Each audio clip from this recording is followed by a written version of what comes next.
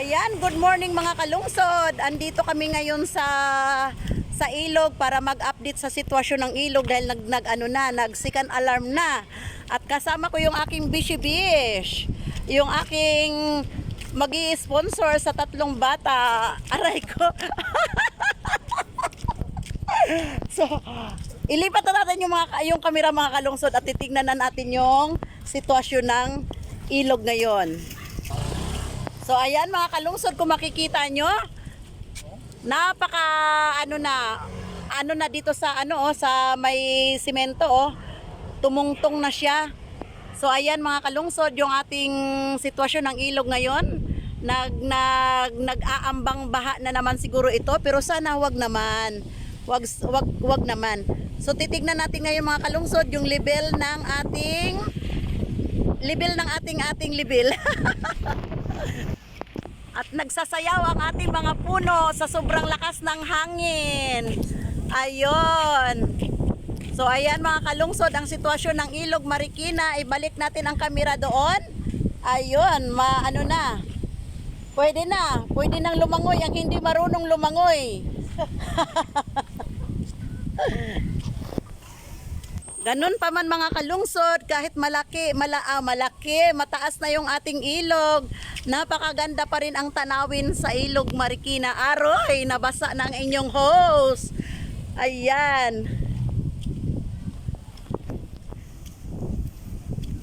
Ayan. Kapag ka ikaw stress sa buhay, maglakad-lakad ka lang para ka nasa tabing dagat. Dahil ang daming punong makikita at nagsayaw-sayaw sa lakas ng hangin. Ayun. At si Dugi rin, tingnan nyo, namamasyal si Dugi. Talaga ng mga tanawin, nai-inlove ako sa mga punong kahoy na sumasayaw-sayaw sa hangin. Ayun. Ito ang favorite ko habang naglalakad, yung malakas ng hangin. Tapos may mga puno akong nakikita na sumasayaw sa hangin. Ayun. At may nakikita akong ilog na napakalaki, napakataas na. Ganun pa man mga kalungsod, tingnan nyo naman. Amis na amis talagang, walang kabasura-basura, walang basorsor na makikita. So kahit na umuulan, bumabagyo, kaninang umaga, naglinis ang mga taga munisipyo dito. Kasi wala ka talaga makikita kahit isang basura man lang. Umaga't hapon niya mga kalungsod, talagang nililinis ang mga dito. Kasi kung hindi, ay nako Diyos ko, di ang dami ng mga mga dahon-dahon ng puno dahil puro puno po yan. Ayan. Kami nauulanan na. Ayan, sa kagustuhan ko na makita yung level ng tubig dahil nag-second alarm na. Sa kagustuhan ko, niyaya ko yung aking bishi. Sabi ko, punta tayo doon at ikaw ay magdala ng payong para hindi tayo maulanan. Dahil hindi ako makakuha ng video kapag may dala akong payong. So, meron ako escort.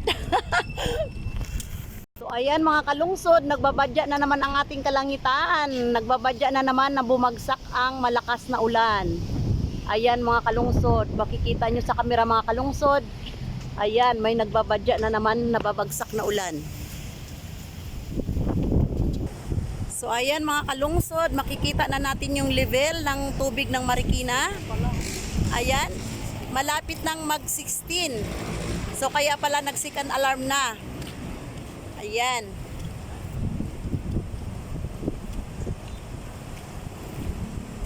Sana naman, pero ito na, ang ulan bumabagsak na naman at yung ating mga rescuer mga kalungsod nakaabang na sila. Ayan, kanina nandito may pulis dito banda, umalis na mga nakaantabay na yan sila. Ayan, may Channel 5 na rin. Ayun. So ayan mga kalungsod, kung makita nyo, nag-alburuto na yung ating tubig sa ilog Marikina. Ayan, malapit na mag-16 ang level. Focus lang natin kunti mga kalungsod. Ayan, malapit na siyang mag-16. Ayan.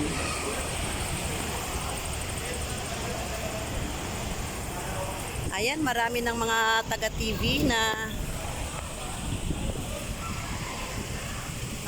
nakaantabay na sila.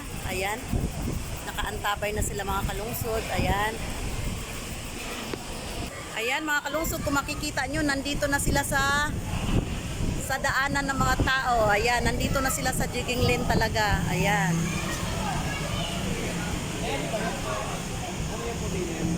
Ayun, parang ayan mga kalungsod, kalsada po yan. Kalsada yan. Ito kalsada po yan. Ayan. Kalsada yan. Kalsada yan. Diyan dumadaan ang mga tao at saka mga sasakyan. So puno na po siya ng tubig ngayon. So ayan, makikita nyo mga kalungsod. So ayan mga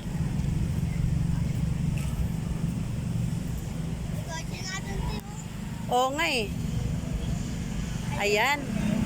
Yung barko na, talagang yung barko na yan, ano na yan, yung dyan na talaga yan. Ngayon nakataas na siya dahil sa sobrang taas ng tubig ng mga kalungsod. Ayan mga kalungsod, kung makikita nyo, may dalawang kotse na nakalubog na doon. So siguro pinark yan na may-ari at hindi niya namalayan na tumataas yung tubig, kaya ayan, bubong na lang po ang nakikita na sasakyan. Dalawa po yan, isang puti at saka isang pula. So ayan, hindi po natin siya malalapitan dahil wala po tayo madadaanan. Ayan, wala na po tayo madadaanan. Ayan, nagmistulang ilog na po ang ating Ilog Pasig o ang ating Marikina River. Malulubat pala ako. Oh my goodness.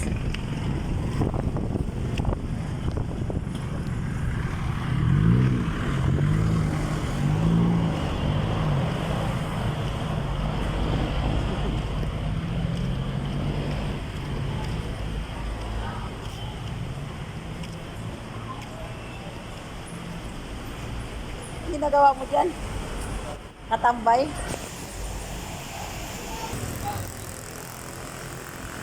Ayun, balikan lang natin mga kalungsod ha. Ayan, yung ating level ng Marikina. Ayan, 60 na siya. At marami pong mga kumukuha na ng footage dito ngayon sa Marikina. Inaantabayanan yung pagtaas ng tubig. Ayan. Nasa paanan na ng Marikina. Ayan. Nandito yung CNN Media. Ayan. At saka Channel 5. Ayan sila. Mga kumukuha na ng mga footage yan. Ayan. Ang dami ng mga kamerang nakatayo dito. Ayan sila. Ayan.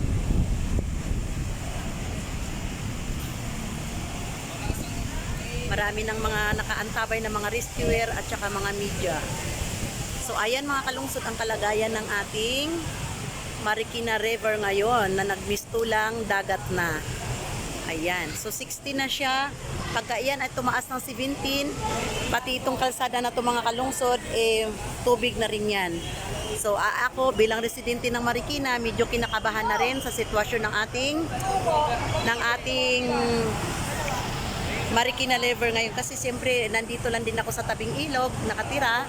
So medyo kabado-kabado na mga kalungsod ko. Pagka iyan mag third alarm na, tigil mag-alsa baluta na. Ayan.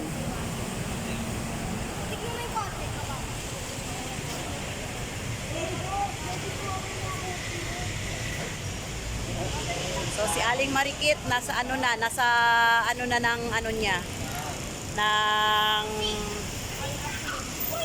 malapit na siya sa may lampas kita na yung tubig ni Aling Marikit. Ayan.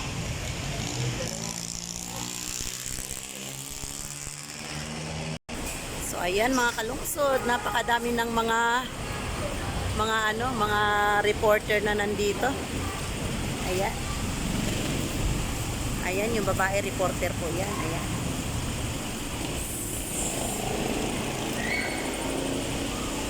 Ayan, nag-umpisa nang bumagsak yung mga ulan. Yung mga ulan talaga, yung mga ulan. So ayan, marami na po tayong media rito. PTV5, ayan.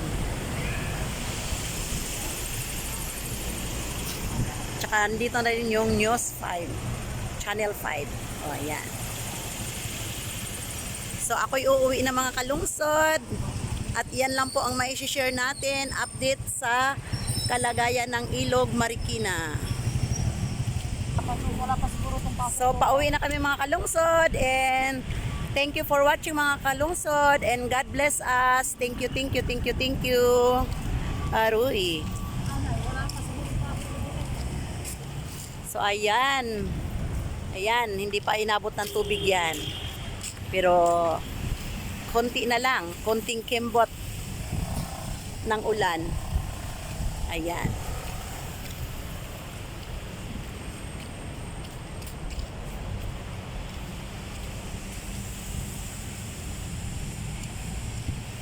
Iikot natin konti mga kalungsod yung ating camera. Ayan. Kami ay manilay-nilay na. Ayun, ang haba na ng ilog.